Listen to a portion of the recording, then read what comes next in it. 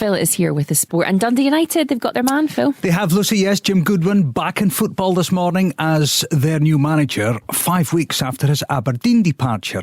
And his first game in charge, well, yes, you've guessed it, against Aberdeen, who lost 4-0 on their last trip to Tannadice, with a certain Jay Goodwin in charge. Paul McNichol is a Dundee United podcaster and season ticket holder. He also writes about United at the BBC Sports Scotland website. Paul, good morning to you. The future is bright. The future is orange for Jim Goodwin. The future is tangerine, Phil, not orange. Come on now. Yes, well, apologies. That's okay. It's certainly it was a bit of a shock when it got announced yesterday because the mood music down in Dundee was that it was looking like it was going to be Craig Levein. So, yeah, Jim Goodwin came out of nowhere.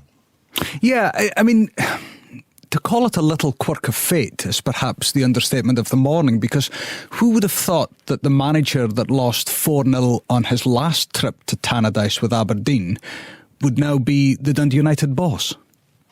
Well, I would suggest no one. Basically, I would suggest no one would have thought that would have happened. But like, when you think about Jim Goodwin, he carved out a very good reputation at Alloa. He then did a reasonably good job at St Mirren, which enabled him to get the Aberdeen job.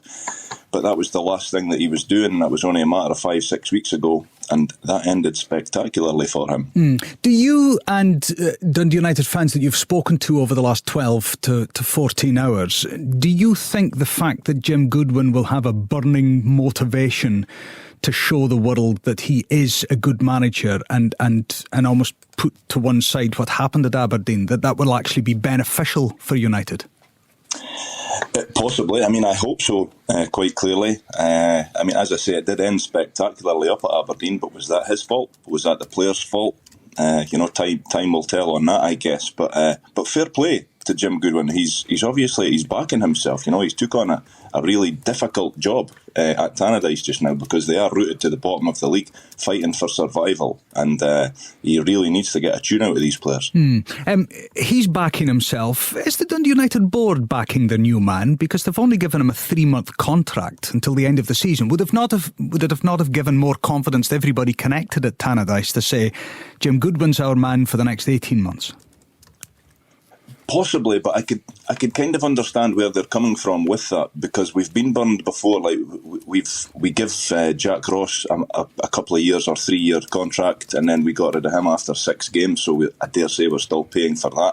They then brought in Liam Fox and gave him 2-year contract, and he only lasted a matter of months. So they're still paying for that.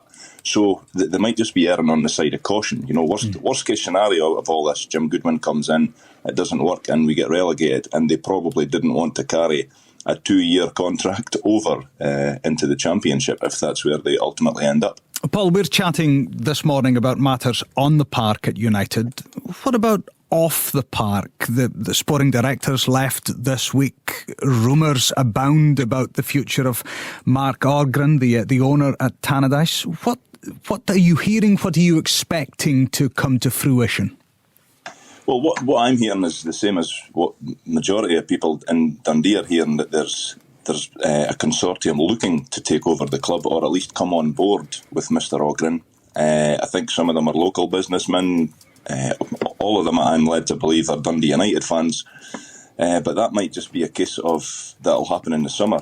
Maybe they want to wait until the summer to see actually where the team is before they start moving with real intensity to try and take over. So it's a wait and see situation, and yeah, it's uncertain times just now. Obviously you touched on it. The sporting director left just a couple of days ago, and the majority of fans were probably happy to see that, because the sea of change had went against him.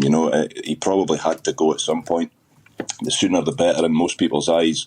Again, as I say, it's a wait and see as to what's going to happen. Probably something will happen this summer, though, Phil. Paul McNichol, we appreciate your time this morning. Dundee United season ticket holder and podcaster from the Dode Fox podcast. He also writes for us at the BBC Sports Scotland website. Paul McNichol, thank you. Yes, quite a date in 48 hours' time for Jim Goodwin. Unveiled as the new Dundee United manager.